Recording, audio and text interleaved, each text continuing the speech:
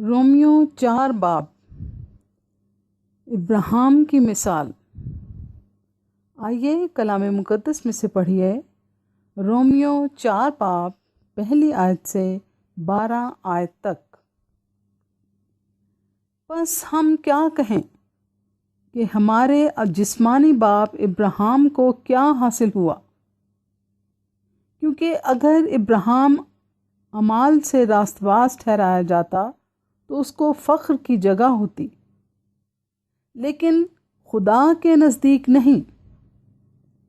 کتاب مقدس کیا کہتی ہے؟ یہ کہ ابراہیم خدا پر ایمان لایا اور یہ اس کے لیے راست بازی گنا گیا۔ کام کرنے والے کی مزدوری بخشش نہیں بلکہ حق سمجھی جاتی ہے، مگر جو شخص کام نہیں کرتا بلکہ بے دین کے راست باز ٹھہرانے والے پر ایمان لاتا ہے، اس کا ایمان اس کے لیے راست بازی گنا جاتا ہے۔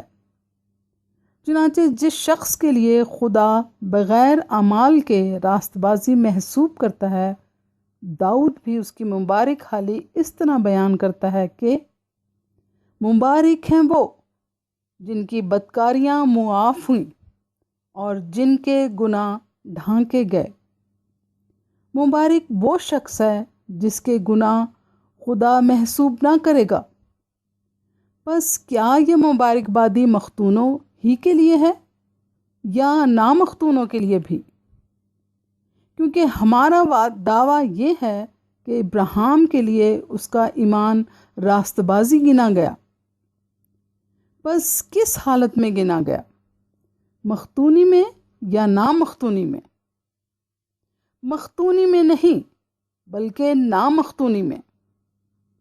اور اس نے ختنہ کا نشان پایا کہ اس ایمان کی راست بازی پر مہر ہو جائے جو اسے نامختونی کی حالت میں حاصل تھا، تاکہ وہ ان سب کا باپ ٹھہرے جو باوجود نامختون ہونے کے ایمان لاتے ہیں، اور ان کے لیے بھی راست بازی محسوب کی جائے، اور ان نامختونوں کا باپ ہو جو نہ صرف مختون ہیں بلکہ ہمارے باپ ابراہیم کے اس ایمان کی بھی پیروی کرتے ہیں جو اسے نامختونی کی حالت میں حاصل تھا۔ آمین۔